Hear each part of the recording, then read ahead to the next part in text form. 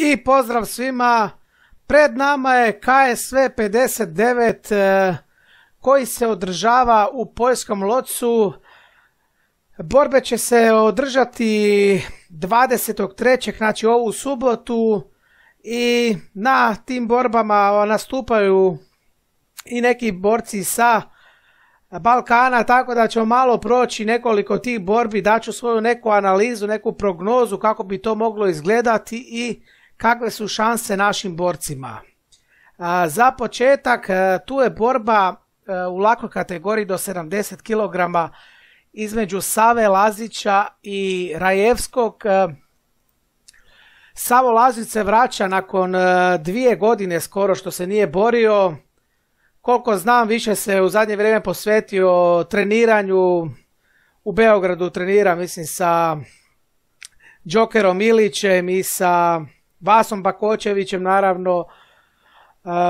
Mislim da je Savo Lazić vrlo dobar borac koji zna znanje, koji pogotovo u parteru ima veliki dijapazon oružja s kojim može biti opasan za svojeg protivnika. Međutim, vidjet ćemo kakav će biti nakon 2 godine što se nije borio. To zna ostaviti traga na borcima i svako to vrijeme provedeno bez borbi zna utjecati na performans u idućoj. Također bori se protiv vrlo opasnog protivnika kao što je Rajevski, koji je u zadnjih 6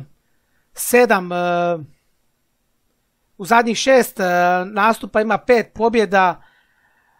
Samo je zadnju borbu protiv Filipa Pejića izgubio i to ga je Pejić uhvatio, u 10 sekundi ga je završio, tako da vjerujem da si neće dopustiti 2 puta za redom takve stvari. Realno Savo tu treba borbu prebaciti u parter, jer Rajevski je dobar udarač.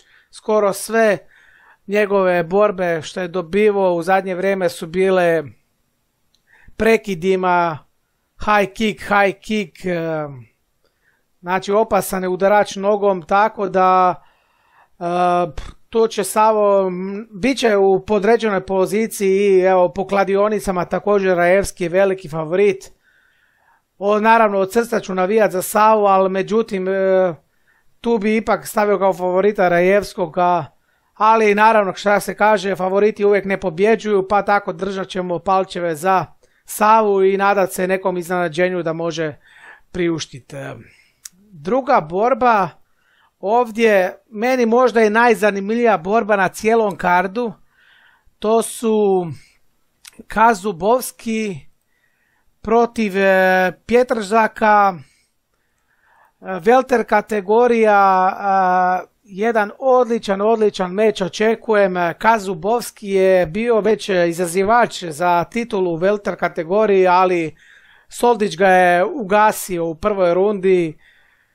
To svi dobro pamtimo, tu borbu iz 2019. kad ga je Soldić u prvoj rundi odmah nokautirao i poslao na spavanje. Međutim, Kazubovski od tada ima 2 pobjede, čak sam ga osobno gledao u Zagrebu protiv Ivice Truščeka i Trušček je tu bio ako ne bolje, onda tu su bili u 5 deka, kako bi se reklo.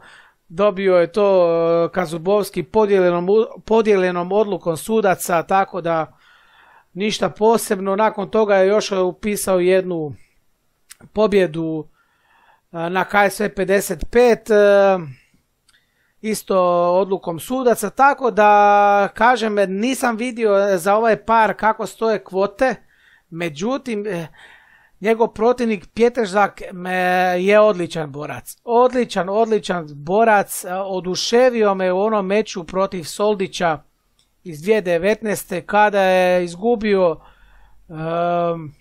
odlukom sudaca, međutim on je 3. rundu po meni bio bolji od Soldića, ako ne bolji, onda tu je bio, znači uopće što je više meč odmicao, to je on više se približavao Soldiću. Prvu rundu ga je Soldić razbio, drugu također, međutim u 3. rundi je već on sve bolji i bolji bio. Mislim da se onda radilo o nekom catch weightu do 80 kg, ali nemojte me držati za riječ, ali Kažem, u toj borbi protiv Soldića me je stvarno oduševio. Nakon toga je se borio još samo jednom na KSV-u 53 i nokautirao je svog protivnika za manje od minute. Tako da ovaj Pjetrzak je stvarno odličan borac i mislim da ću igrat na njega. Ovdje prognoziram da će Pjetrzak pobijediti Kazubovskoga i stavit ću neke pare na njega pa da vidimo kako će to biti. Uglavnom, ovo mi je najzanimljivija borba na cijelom kardu. Idemo dalje, treća borba. Tu je debut u KSV-u za Darka Stošića protiv Poljaka Vlodareka. Ovo će biti borba u teškoj kategoriji. Znamo svi Darko Stošić da je došao iz UFC-a gdje se borio u poluteškoj kategoriji. Imao je skor 1 pobjedu i 3 poraza. Pobjedio Kimbala, ali onda imao 3 teška protivnika, sva 3 su odlični borci, i Clark, i ne znam kuću, i Hill taj.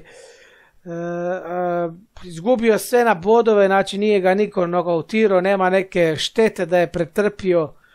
Darko Stošić je za mene jedan od najvećih i najjačih udarača na ovim prostorima, sigurno, ne znam, uz Mladena Brestovca i ne znam još koga.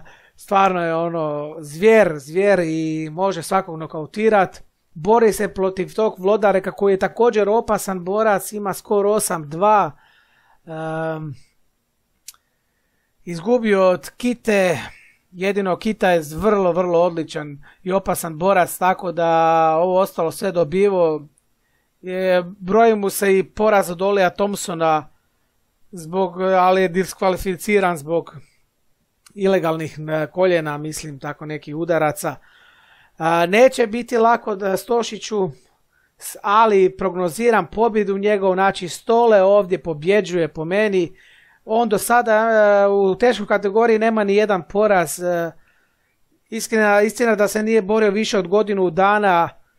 Voldarek još i više. Voldarek se zadnji put borio u 12. mjesecu 2019. Tako da tu su negdje mjesec dana više manje.